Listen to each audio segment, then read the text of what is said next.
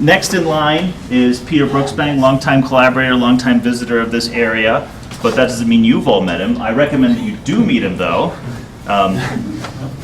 This is Pete. He's also a reigning presidential fellow at his university. You just won't stop with it. No, I'm very proud of your achievement. So, I mean, it's a distinction that's not easy to get.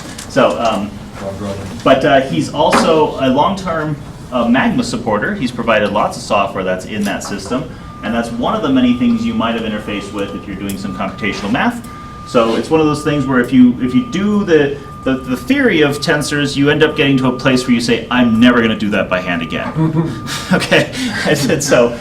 So like Christopher was saying that he was at the dentist's office doing calculation. At some point, we've all been at the dentist's office doing these calculations. And then at some point, it helps to jump over to a device and do it honestly. And Pete is perhaps one of the main reasons that's possible in the tensor sphere.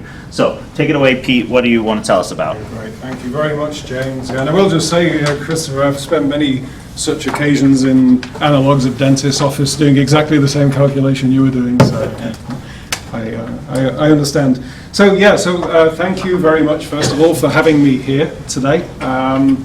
It's obviously always great to be in Colorado. It's always a joy to be here, and I can't wait to be up next week as well. It's really good to see lots of old friends and to meet some new people as well. I've enjoyed chatting with a few of you in the hours that we've had so far. I'm very much looking forward to getting to know you better over the course of the next week or so. So please, if I haven't met you yet, please come and introduce yourself and tell me what you're doing. I'm very interested to hear. So let me just begin with some thanks, actually. So first of all, to Christopher and your group for the funding necessary. It's gone off. Wake it up more often. No, it's okay. I'm not sure how to turn that off, but someone might know, okay. especially. No worries, no worries. So thank you to Christopher. Thank you to Colorado State as well for providing the opportunity to have this conference, and a lot of thanks I think are due to James in particular, for heroic efforts kind of making this thing work. It's a tremendous amount of work, and I know you've had some help, but I know a lot of it's been on you as well, and I'll look especially to James's graduate students who I've been working with a lot and talking to, and thank you for your help. So Chris, I know you've been putting things up on the websites and such. I will just mention that the notes, some expanded notes of things that I'll talk about today are available on the website if you want to grab them. If they're useful to you, I'll continue to send some to Chris for the next 2 lectures as well. There is a little bit of a software demos that will happen along the way today, and I'll say a bit more about that shortly, but I'll try to send the code as well. So that you can play around with this on your own. Great, so I'm going to talk, my lectures, as you probably would infer from the titles, are to do with linear methods for tensors. You might very well correctly say that there are many linear methods around for tensors.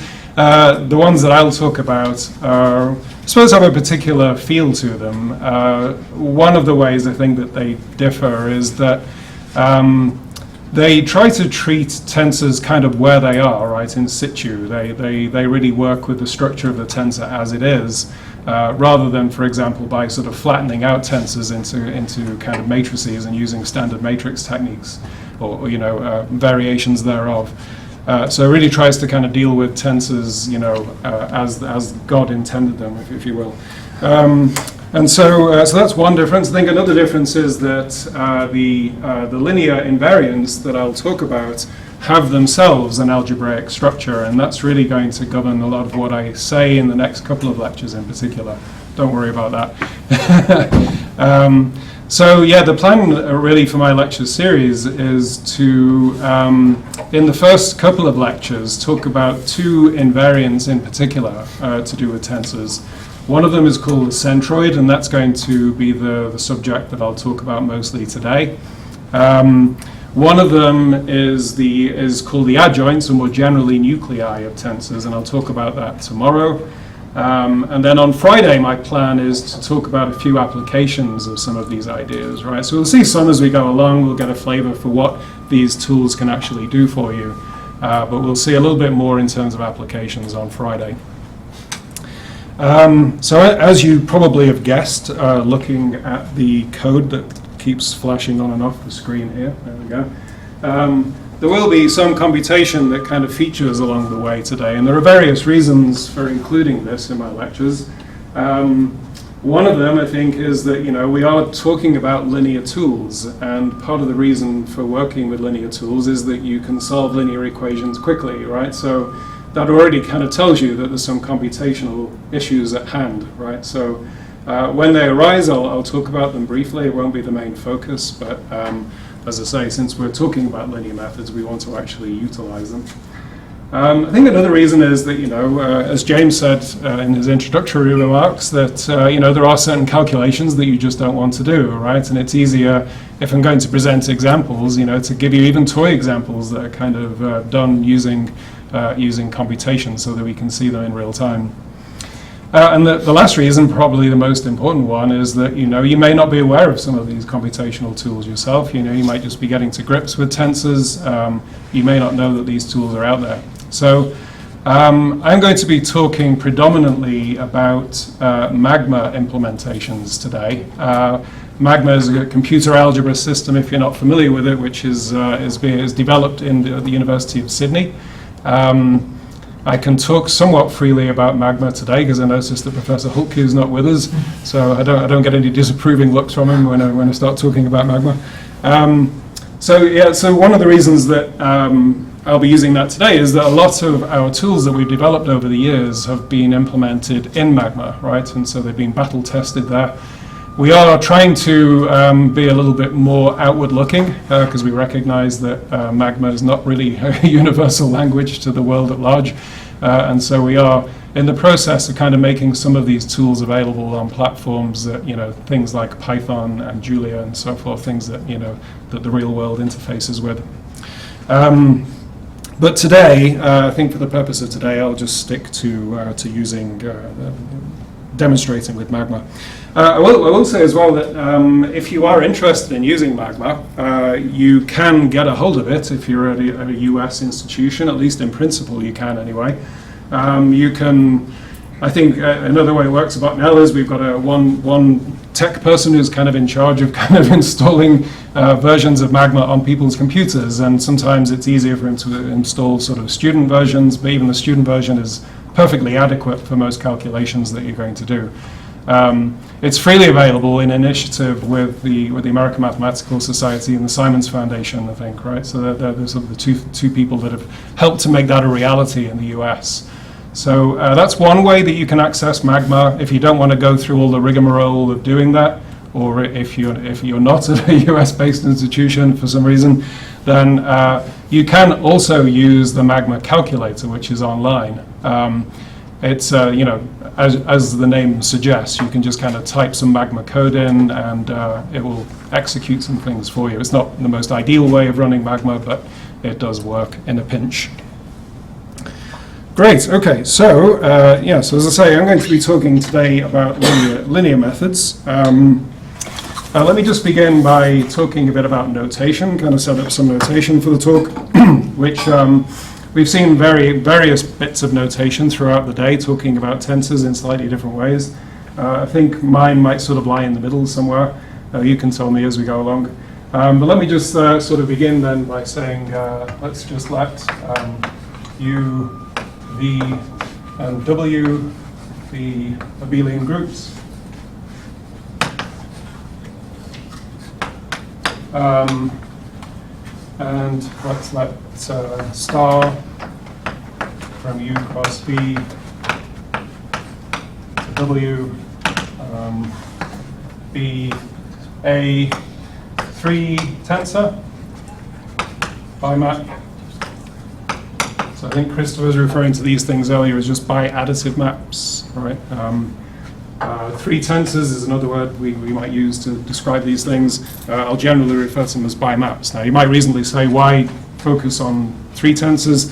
No good reason, it turns out. So a lot of the things that I say today are perfectly apply to general valence tensors. And by the way, when I use the 3 here, I'm talking about the valence, right? So that's the number of axes that we're talking about. So if we want to draw this in pictorial fashion, So you can draw the best cube. Draw a hexagon, put a line in the middle. I think I'm not going to beat Yeo Ming's various bits of color that he was kind of using to slice up his tensors in different ways. But I'll think about this as being the U-axis, this being the V-axis, and this being the W-axis. So this kind of typical cube model of data that we've heard mentioned a number of times already today. So how do we go from something like this to something like this? Christopher referred to the eternal sin of picking coordinates, but that's basically what we do, right? So if you want to kind of put something like this into your computer, what you want to do is to pick some basis, let's say for U, let's call it U1 through UC. Let's say V1 through VD, and a basis here, W1 through WE. And I'm going to take a sort of a front-to-back centric approach, but as we've seen, you can kind of slice the data in various ways, right? You can think of it slicing it from left to right, top to bottom, front to back. So the view that I'll take today, and not for any particularly good reason, is just to think of it as kind of front to back. Okay. So what that means is that if I take one of my basis vectors, U sub I, let's say, and notice I'm using this infix notation for tensors as well. So we've seen a few different notations, I guess, for tensors, but I'll use the infix version. So if I sort of go look at the product of Ui and Bj, then this is something in W that I can just write as a linear combination. K equals 1 to B, and let's say alpha I, J, K, W, K, let's say, something like that. So I'm really thinking about this as being a row vector, let's say, that you would position inside your tensor by, if this is your I entry here and this is your J entry, so this is the IJ spot in the front face, then this vector would kind of lay out kind of in that direction, right? That would be, you just kind of lined up all of your things relative to the W basis. And think of these things as vectors kind of going into the border. Okay, I think that's okay as far as notation goes. Any questions so far? All good? So yeah, we've seen a couple of talks, and notably in Yu Ming's recent talk, in fact, he talked about the idea of changing basis, right? So we've seen this with linear algebra, of course, as well, right? You can talk about linear transformations. If you fix a basis, you get a matrix corresponding to that linear transformation. You fix a different basis, you get a different matrix. These matrices are clearly not different. I mean, they are different as matrices, but they represent the same thing. And that's what goes on with tensors as well. You pick different bases for U, V, and W. You're going to get different multi-way arrays, but they are representing the same tensor, right? So we get from one to the other by applying changes of basis independently in each of these different coordinates. Right? And I think Yu Ming's talk did a nice job of kind of explaining what's actually going on physically when you do that, right? If you're applying something to the U-axis, for example, really what you're doing is kind of moving around linear combinations of slices, kind of horizontal slices relative to that axis. If you do a change of basis in the V-axis, you're kind of moving around linear combinations of kind of slices in this vertical direction. And if you do a change of base in the W direction, you're kind of moving around slices this way, right? So you might reasonably ask then, if you're, let's talk about the questions that we might actually want to address, right? So I'll kind of divide these into roughly kind of two camps for the purpose of my talks anyway. The first camp would be coarse-grained questions, right? So what I mean by that is if you're just given some, multi-way array of data and you want to think of it as a tensor, you might reasonably ask, can I find a nice change of basis so that all of the data in this matrix is kind of located as as compactly as possible, right? But unlike matrices, there are many, many, many different ways of doing this, right? Even when you come to three tensors, there's lots of different variety. So let me just kind of show you some images actually, so we can find them here. Sorry, I might have to switch to glasses here. This is one of the problems of becoming an old man. Okay, let's see what we've got here. Facebooks.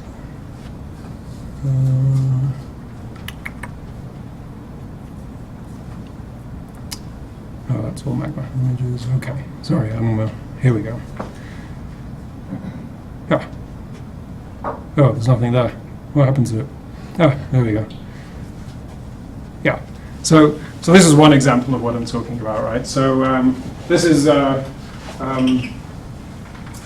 just sort of data that's kind of represented pictorially in this way. So it's a 3 tensor where the blue things represent something, and like the absence of a blue thing represents 0, right? So if you're given a tensor, you might ask, can you find a change of basis that kind of produces this kind of a picture, right? This is a picture, by the way, that was generated by some software that Martin wrote, actually, and just a little plug for next week. I'll say a little bit more about this on Friday, but some of the tools that we use to kind of recover structure like this are going to be talked about at the main conference in Green next week. So this is one kind of question that you could ask, can you kind of block up your data along the leading diagonal there? Let me just see if I can find another one. This diagonal. Here's one. Slightly different picture. So here you can see that this is not perfect because this is actually the output of one of our recovery algorithms, right? It's not actually put it into a perfect shape, but you can sort of see the general spirit of it here. You can see that there are sort of blocks along this kind of front face here, that the data's been organized into steps. They're just kind of blocked in according to one face. So, if you ask, does my data, can you find a change of basis that, you can kind of block things up in this way? That's sort of one of the questions that we would be interested in. And there are various other things as well, some of which I'll mention briefly in our applications lecture on Friday. But you can sort of use your own imagination about different kind of block structures that you could get. So just to clarify, this is just kind of like a almost generalized Jordan canonical form in a sense, or? Yeah, exactly. Yeah. So but what does that thing look like exactly? I mean, it's precisely. You can think about it. You can come up with all kinds of different ways of kind of blocking up data. So unlike the matrix case, so we'll talk a little bit about the matrix case, I think, tomorrow. Most problems are easily solved. In the case of, even with 3 tensors, you don't need to go beyond 3 tensors, but even with these things, there are myriad ways that you can choose to kind of decompose your data in this way. But yes, exactly, you're really looking for that kind of thing. Great, so that's sort of like a coarse-grained type question, as I say. A more fine-grained one that you might ask about data has already been alluded to in Yuming's talk. It's a very stringently fine-grained question, which is to say, if you give me a whole bunch of data arranged in an array, and then you give me another one, does it actually represent the same tensor in the sense that we talked about before? Can I choose a different basis so that this array is exactly this array, right? The so-called tensor isomorphism problem. And again, I'll be talking a little bit about that, as I go through, but more kind of saying things that relate to it rather than trying to solve it. And of course, the next speaker today is going to talk in more detail about that particular problem. So there will be some overlap, although we've not been calling it overlap, I guess, more kind of reinforcement of ideas, I guess. And we've seen a few of those ideas already today. Great, okay, so are we on time? Good. So let me just introduce one more kind of front-face-centric data structure that we can utilize that's sometimes useful for just kind of thinking about things yourself, but it's certainly useful in terms of inputting things into a computer. And that's to take slices, if you kind of think about slices of this data, kind of working your way backwards one at a time, then you've got these basically matrices that are just kind of stacked together, right? And if you want to, you can just kind of unpack those things and put them all in a list, right? So I think about this front face here as being, say, matrix M1, and then there's another matrix behind it, which would be M2, and so on, right? So it's kind of difficult to visualize that in 3 dimensions. So what we can do instead is to just kind of write it down as a list, M1 up to M sub E. and each one of these things is some f to the c cross d, right? Some matrix, c by d matrix. I should have mentioned earlier as well, by the way, I was talking only about abelian groups. Quite a lot of the examples I'm going to put into the computer are going to naturally be vector spaces, so there's going to be a field floating around somewhere. The field doesn't really play any particularly special role until a little bit later, and I'll come back to that. But just bear in mind that some of the examples that I'll show you shortly will actually be sort of f-vector spaces, and there'll be some additional structure going on. Good, okay. So let me just talk briefly then about degeneracy. I don't think this is a topic which has been mentioned today. I might be mistaken, I may have fallen asleep, but I don't think I fell asleep. So now if somebody did say this, we know when you fell asleep. Did anyone say it? I'm pretty confident. Yeah, the start of my talk, Pete. You were saying it in code, James. So, right, so let me just write down two sets here and we can talk about them. So the first one I'll call, say, V perp. So remember that U, V, and W are kind of in that order, right? So U is the first component of our domain space, V is the second component. So V perp is all of the things in U that kill everything in V. Very quickly, the camera's not tracking what you're writing right now. Oh, we can fix that. Oh, okay. You just keep writing, Pete, and I'll fix it. All right. So yeah, radical in the usual sense, except we've got two different coordinates, or we actually have, in some sense, three different coordinates, but I'm just going to focus on two of them. So we've got V perp, which is all of the things in U that kill everything in V. And let's just think about what that means in terms of the cube of data, by the way. So I think this is kind of instructive to think about. So all of the things in U that kill everything in V. So I think what that means is if you can find a vector, a non-zero vector that does this, of course the zero vector is going to do it, but if you can find a non-zero vector that does this, that's tantamount to saying that you can find a linear combination of the slices in this direction from top to bottom that is identically zero, right? So you can sort of create a face of all zeros by doing some kind of linear combination of these slices. And you can imagine what I'm going to write down next. It's going to be the same deal, but kind of on the v-axis, right? So we'll call that thing U perp. It's all of the things in V that kill everything in U.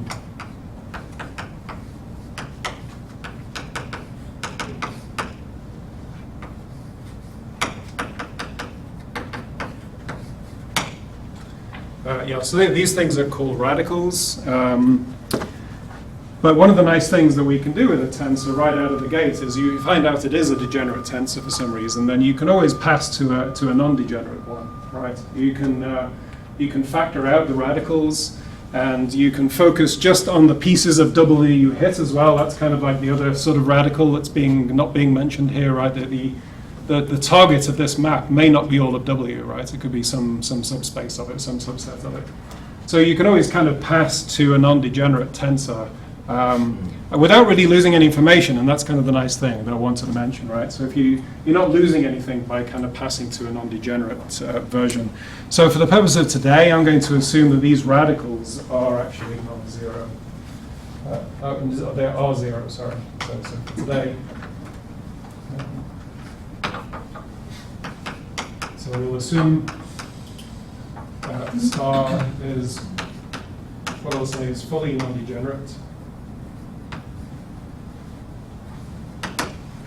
In that V perp is 0, and U perp is 0, and U star V is equal to W. We're mapping onto exactly what we want to. Okay. So I'll just make that slight simplification. It will help us a little bit later on. Do you really want it to be all of W or just span W? Because that could be that doesn't have to be a linear subspace. Oh yeah, right. Yeah, so it should span W. Exactly. Yeah.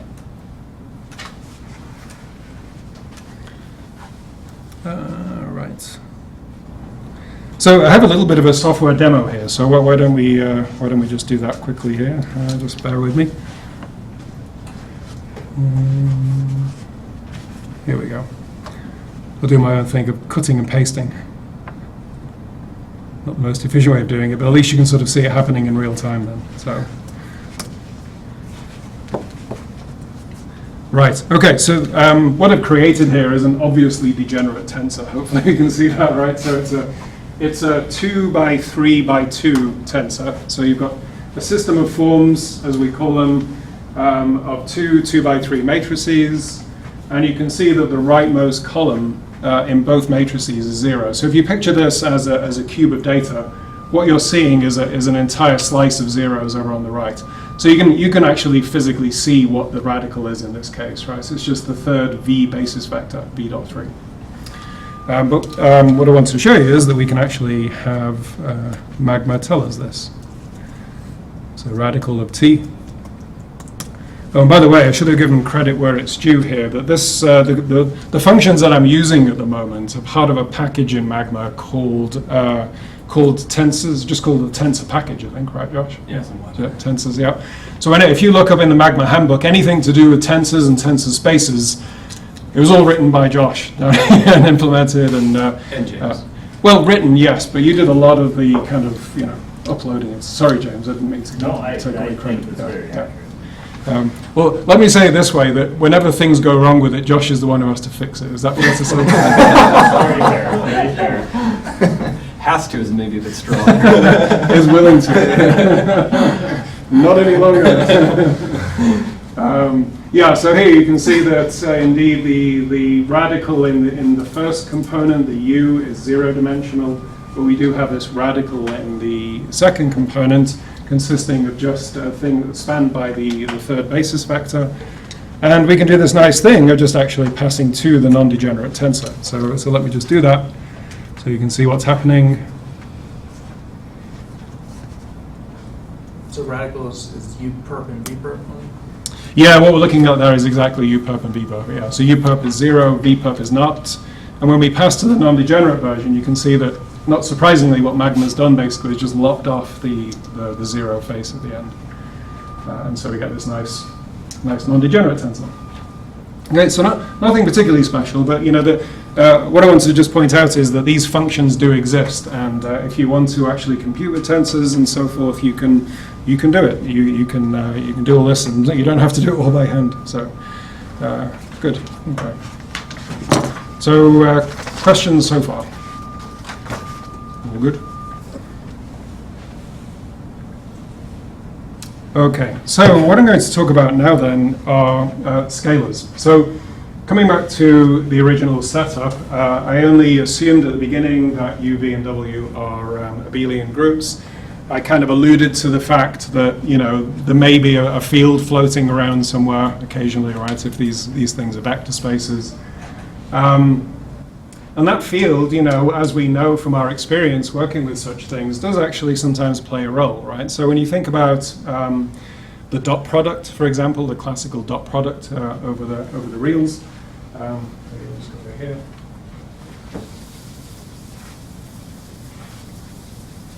We have a little bit more structure than I've used so far. So the dot product.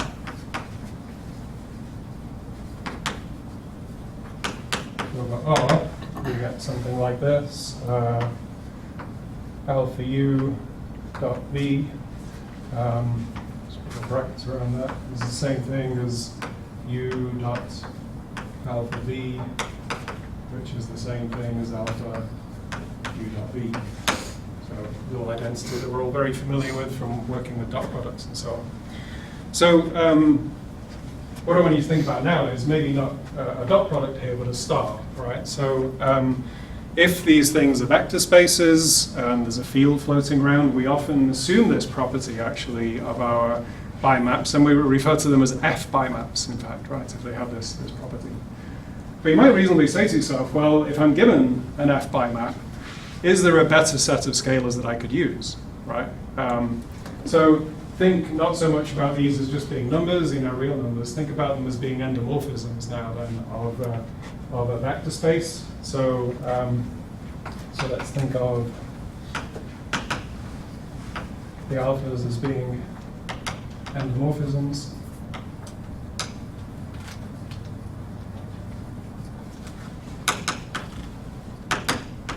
And more generally, let's consider, let's say E equals NU plus NV plus NW.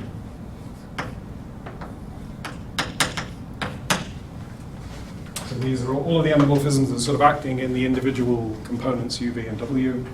And what we could do is we could just kind of pick a subset of this E, and we could sort of ask this condition, does this condition hold for this bigger subset?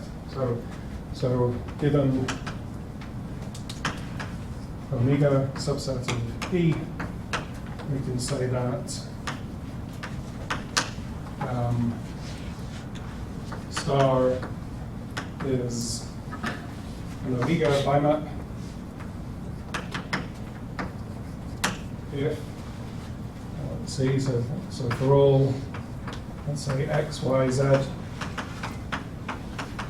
in omega, for all u, and for all v, we have u x star v equals u star vy equals u star v z. So different scalars acting, different endomorphisms acting in different components. But that's what we can sort of make this definition and call this thing an omega bimap if it has this property. Okay.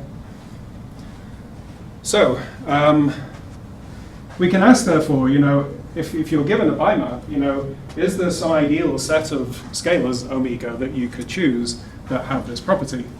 Well, of course, you can just take the set of all of them that do have that property, right? So you can define this thing, but it's got a name, and we're going to call that thing the centroid. Okay.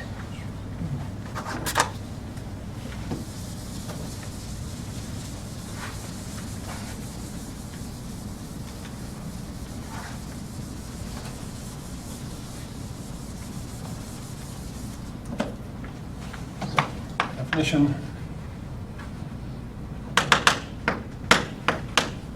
The centroid of a star is the set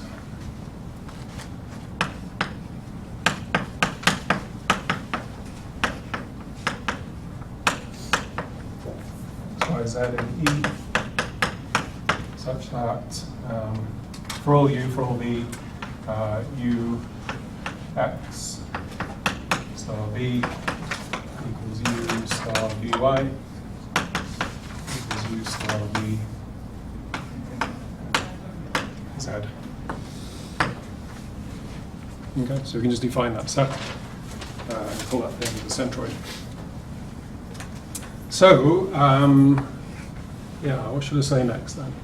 Well, so the first thing is, I talked about linear methods, right? We're really applying linear methods. It's probably obvious just looking at this that you can solve this thing. If you're given, remember that we're given star essentially as kind of like a grid of numbers. It's maybe obvious just looking at these equations that these are linear constraints that we're looking at here, so you can solve this thing as a system of linear equations. Let me make that just a little bit more explicit though and give you an idea of what the kind of matrix equations you are trying to solve. So remember that we can represent this star by a system of forms, right? M1 through ME. And if I just give you an idea of like what does this condition look like with matrices, so as a matrix condition,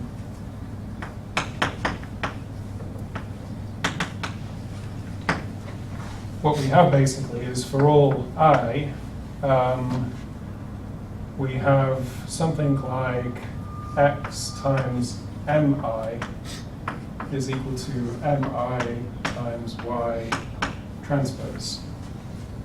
Okay, let me just remind you what these things are. The M1 through ME are the system of matrices, the system of forms, right, stacked from front to back for our matrix, for our tensor. X is representing the linear transformation X, Y is representing the linear transformation Y. And so if you write down what this condition looks like, what you end up with is this matrix equation, okay, that you're trying to solve. And maybe it's a bit more obvious now looking at this, that this is a linear thing that you're looking at, right? So there's going to be what? C squared unknown variables for the X. There's going to be D squared unknown variables for the Y. And then if you kind of work this thing out, you're going to end up with C, D, E, C times D times E, different equations that you write down in this linear system. So if you kind of unpack this just as a simple system of linear equations, you've got a C, D, E system of C squared plus D squared plus E squared unknowns, because there is this other condition that I haven't really talked about.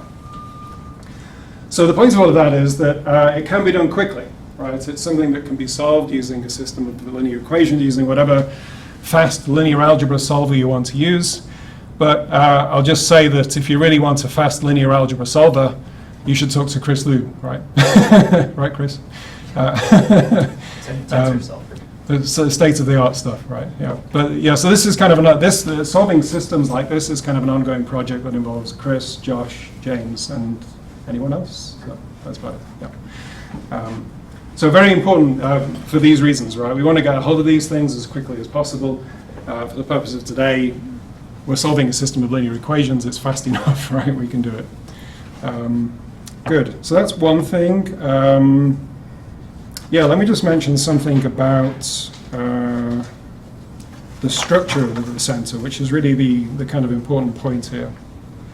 So here's a theorem.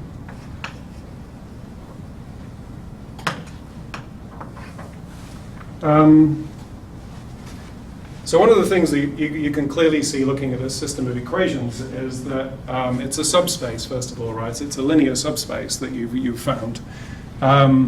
There's nothing a priori to suggest that there's anything more to it than that, right? It could just be a linear system of matrices. If you kind of put them all back together as matrices X, Y, Z, you've just got some linear subspace. However, the universe decrees that that's not the case, right? There's more there than you might think, right? And that's what this theorem says.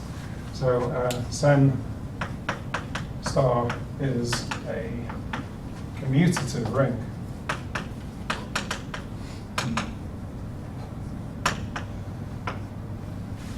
Well, that's a rather helpful thing. So this is so all of these linear methods, the linear tools that I was talking about at the beginning of the lecture, they all have this feature that they become useful because they have this additional algebraic structure.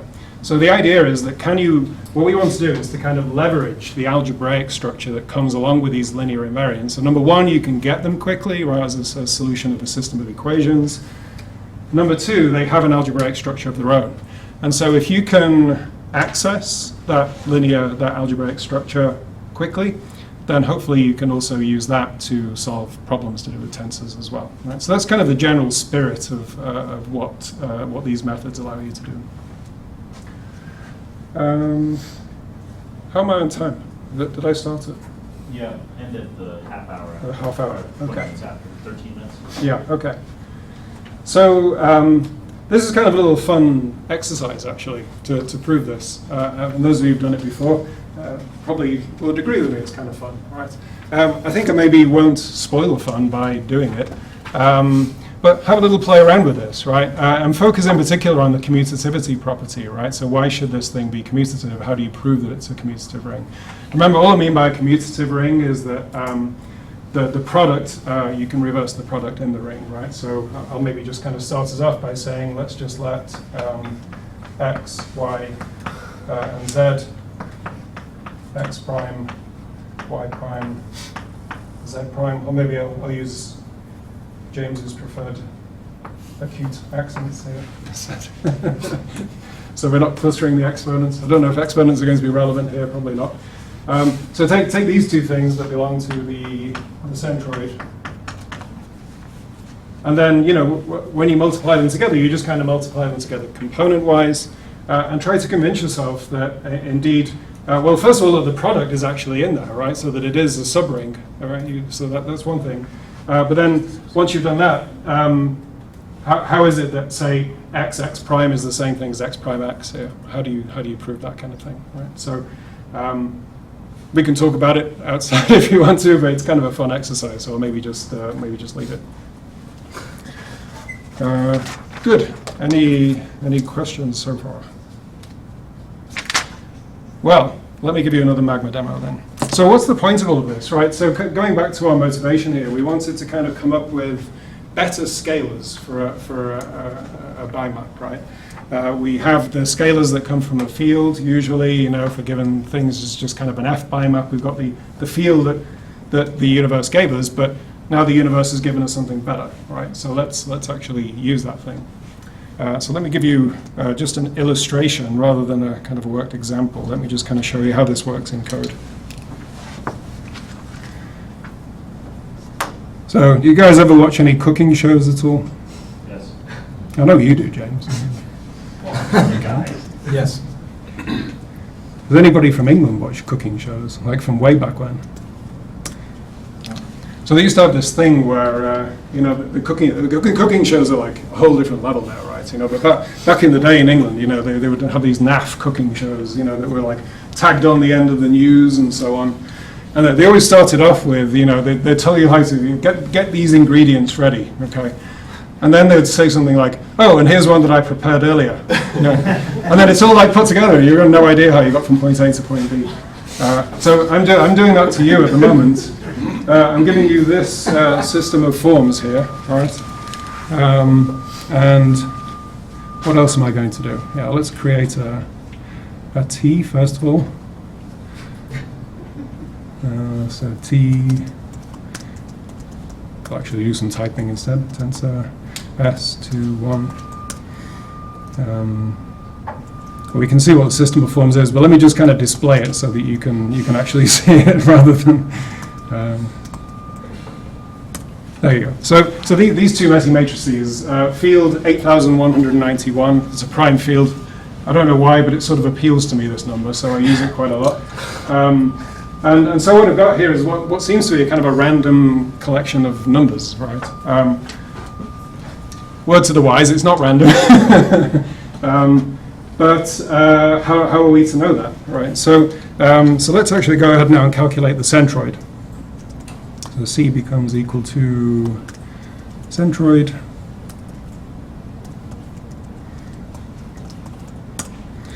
And one thing I can certainly do is to calculate its dimension. And it's two-dimensional. Okay. So this is an indication that something's going on here, because on the face of it, all we really know is that the field that we were given, namely GF8191, acts as scalars, right? So you're going to get the identity matrix as one of the generators of the centroid. We know that.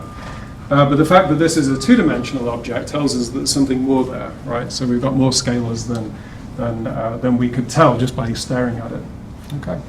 So one of Josh and James, I'm sorry, beautiful functions is to rewrite this thing. I haven't mentioned you because I remember you working on this and getting it to work. It was an absolute nightmare, as I recall. Yeah. But what you can do is to kind of write this thing over the centroid and get a more compact form of your tensor. So let's have a little look what that looks like. So S becomes equal to tensor over centroid. Oh, just before I do this, it's probably worth saying, this is two-dimensional. It's an algebra, right? We've just agreed it's a commutative ring. So it's an algebra over 8191, GF8191. But we don't know which one. It could be, it could be the field extension, GF8191 squared, or it could be the direct sum of two fields, right? Does anyone want to hazard a guess as to which one this is? Not Josh or James. Any thoughts? No particular reason why you would know, I guess, but. But could it also be nilpotent? Or what? Well, it's going to have the identity in it. That's right.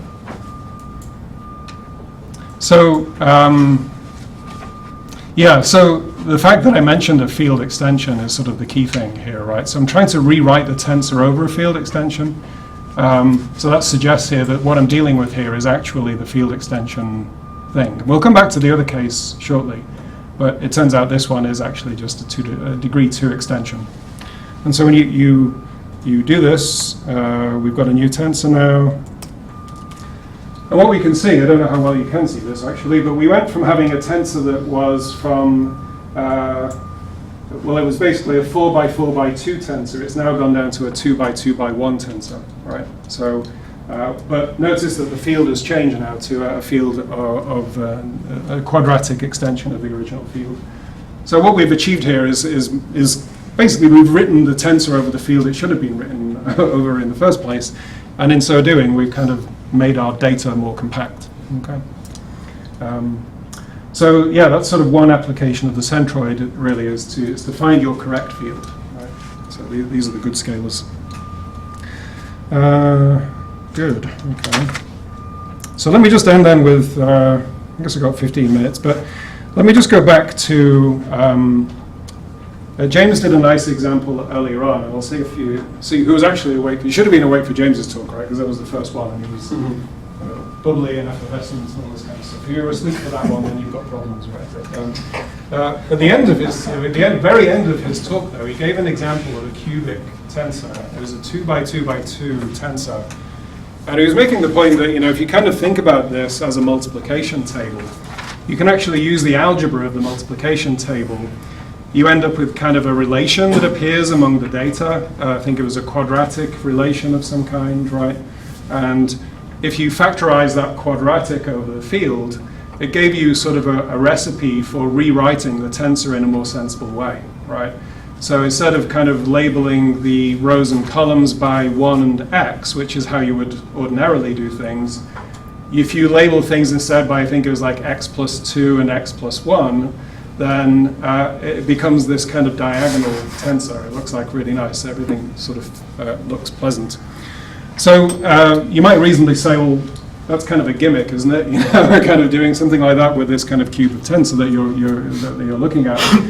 Let me give you that example again now, but let's look at it through the lens of the centroid. Okay, so we'll just take the actual data that James fed in that example, and we'll feed it into Magma and have a look.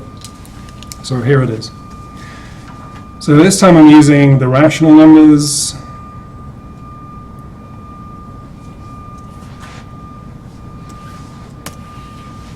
There we go.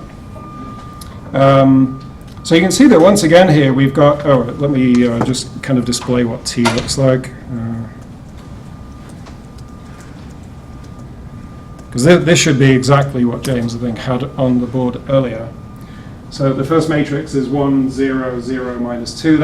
This was the thing that was being labeled as 1 in James's example. This is the thing that was being labeled as x, right? We're kind of packing them together in two different matrices and kind of breaking up the data in a slightly different way as this system performs. You can see here that I computed the centroid, and once again I computed its dimension, and once again that dimension was 2. Just like the last example, except what's different about this example is that this is not a degree 2 extension field, right? It's the different one. It's like it's got a sum of 2 ideals. So you can actually get Magma to do some clever stuff here and kind of figure out how to use the centroid that we've calculated quickly. You can get it to sort of display this better view of this 2 tensor, right? So let me just kind of wave my hands a little bit at how that's done, right? So C.2 here, the C.1, by the way, is just the identity, right? So that's not particularly interesting. C.2 is this particular matrix here. You can see it's got little 2 by 2 blocks embedded down the diagonal. And I should just mention a word of explanation about this matrix. It's just packaged together in a way that it's sort of a diagonal blocks where you're acting on U here, V here, and W here. Right? It's just so identical actions on each of those things. Now, if we were to do the kind of thing that James's example did, remember he just kind of looked at a polynomial and said, well, we can factorize that polynomial. So the analog here actually is to try and find the Jordan normal form, right? So if you look at this little 2 by 2 matrix, you can think, well, what's its Jordan normal form? It turns out, well, it's diagonalized. Well, we're doing the same kind of thing, right? So you can conjugate it to its kind of diagonal matrix, and you can find a conjugating matrix that does that, okay? So rather than go through all the rigmarole of getting Magma to actually do all of that, it can, trust me. In fact, I did it. It's just I didn't really want to waste too much time doing that today. Let me just tell you what the conjugating matrix actually looks like. This is your cooking part of the portion? That's right, yeah, this is the one that I prepared earlier, exactly right. And watch it go horribly wrong now. So if you're kind of looking at this closely, it's just a matrix. It's got 2, 1, 1, 1. You might say, well, what's that all about? It's just the conjugating matrix that takes you from this slightly messy thing to something that's diagonal. But if we apply that now to the original tensor, here's what happens. So we get 1, 0, 0, and 0, 0, 0, minus 1, which is exactly the same multiplication table that James displayed earlier in his talk, right? So what's going on here is, just to kind of wrap things up, I realize I'm a little bit early, but I'm sure you won't complain too much. Let me just try and connect this back to what I was talking about at the very beginning of the lecture, which is to do with the coarse-grained problems, right? One of them, if you remember, was to kind of take some cloud of data, somehow like some tensor, and try to see if it has a decomposition along a block diagonal. Well, this is really a baby example of doing exactly that, isn't it, when you think about it, right? So it's just kind of, this is the top piece, and then, you're just kind of going backwards. Everything else is 0. So it's like a baby example of that exact kind of decomposition. So let me just kind of flash that up again, just so you can see it. And where are we? Diagonal box. There we go. So that's good. The secret to producing images like this is harnessing the power of the centroid, basically. That's to sort of cut to the chase here, right? So you've got a baby example over here, but it's just really meant as an illustration. If you can understand the structure of this commutative ring, the centroid, and extract from it some key structural information, that structural information exactly aligns with providing this kind of block decomposition of a tensor. And this works in complete generality. So, 2 uses of the centroid then. I imagine we'll see more. But 2 uses of the centroid are, number 1, find the right field for your tensor to be written over. They find the bespoke scalars, right, the things that are intrinsic to the tensor, not just what you were given. That's use number 1. Use number 2 is decide whether your data actually blocks up in this way, right? And that way you can perform this. You've got then a nice sort of condensation of the information. It's kind of distilled down into these blocks. Then you can go off and study the blocks individually. Right? So that's the end of sort of lecture number 1. Lecture number 2, I'll talk about the next invariant tomorrow. This is something called the adjoint of the tensor, and not surprisingly, what that corresponds to, it won't allow me to hear, is the other kind of block decomposition that I alluded to earlier. So we'll see some examples of that tomorrow. Thank you very much.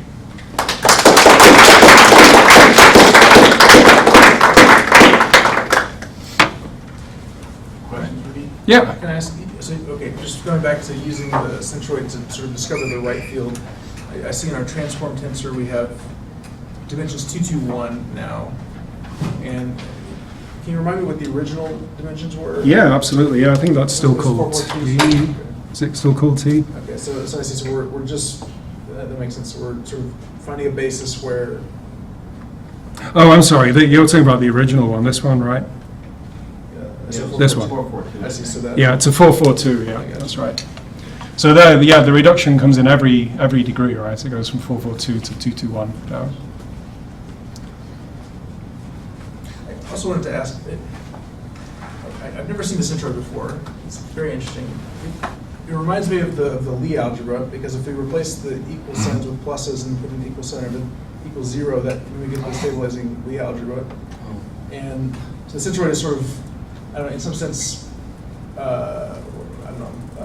complementary to the Lie algebra, or maybe there's I don't know, is there any obvious other connection with the stabilizing Lie algebra, or? have you- There's a lot more to say about the Lie algebra version. You're exactly right. Yeah, this is something called the algebra of derivations of the BIMAP, and I will say something about that very briefly on Friday. Josh, I believe, will say quite a lot more, and Martin will say some as well, I think, maybe. So yeah, you're absolutely right, though. Yeah, But you a- you can ask, yeah. like, maybe not right now, but you can ask those people in between. But yeah, lots of very cool applications of the derivation algebra. Yeah. All right, thanks, Pete. Yep.